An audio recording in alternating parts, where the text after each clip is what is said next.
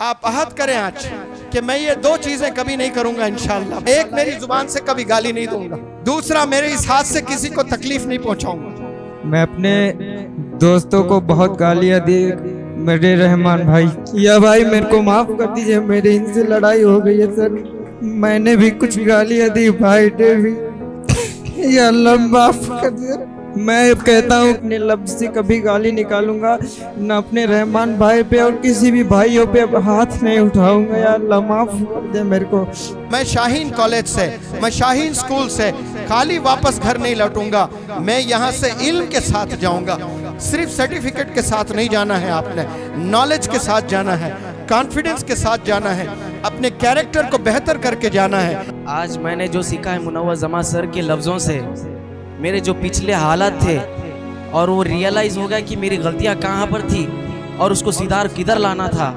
अब वो right turning point जो है हमारा, आज से अभी से यही लम्हे से शुरू हो रहा है। इसीलिए जो मेरे पिछले गलतियाँ थे और पिछले गलतियों को जो हमने माफ़ी नहीं मांगा, अभी ये तौबा करने का टाइम है। अल्लाह ने हमको ये ज़िंदगी दी और एक एक लम्हा दिया, एक ज़रिया दिया मुनव्वर जमा सर के ज़रिए से हमको रियलाइज़ करने का पिछली हालतों से, और हमें कैसे बदलाव लाना है हमारे एजुकेशनल से भी, हमारे कैरेक्टर से भी, मैनर्स से भी, और हर एक चीज़ से जो हमें इस्लाम की शरीयत सिखाती है।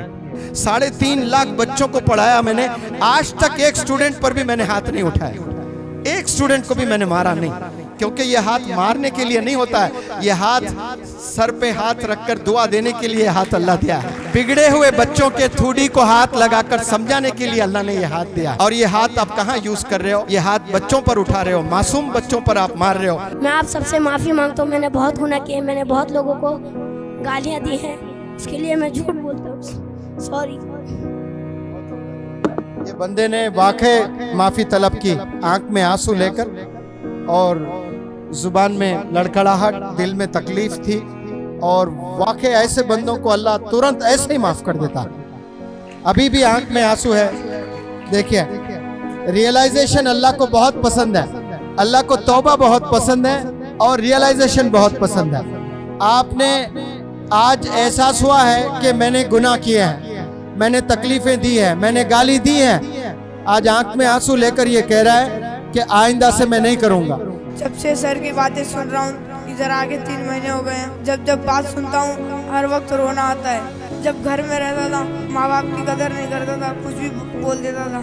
जब से इधर आया हूँ, इतनी याद आती है, कभी भी रो देता हूँ। रात में सोने से पहले रोज रो के सोता हूँ। और इधर बहुत सारे बच्चों को बहुत गाली दी है, पीटा है, मारा है, सबसे माफी मांगता हूँ। सबसे पहले मेरा सलाम अर्ज करना अपने वालिदैन को, कहना जमा सर ने कहा कभी जुबान से गाली नहीं देना। अपने अम्मी पापा को बोलेंगे 4 चीजें याद है। कौन कौन से 4 चीजें? गाली नहीं देंगे, हाथ से तकलीफ नहीं देंगे, वॉचमैन से चेयरमैन तक रिस्पेक्ट करेंगे, और जो स्वीपर्स हैं, जो वॉचमैन हैं, उनको आप थैंकिंग वाला लेटर लिखेंगे। ये अपने वालिदैन को बताना, 4 चीजें। कल आप अपने वालिदैन से बात करोगे, 5 के इस लेक्चर्स के बारे में आप क्या बोलोगे? सर ने 4 बात बताई है, और किसी से झूठ नहीं बोलना, और माँ बाप को सब कुछ सच बताना। पहली बात, तो किसी को गाली ना दें, क्योंकि अपनी जुबान गंदी होगी और अल्लाह कभी माफ नहीं करेगा। हाथों से किसी के ऊपर जुल्म ना करें, अल्लाह ने इन्हें पढ़ने के लिए, लिखने के लिए और किसी की मदद करने के लिए दिया है।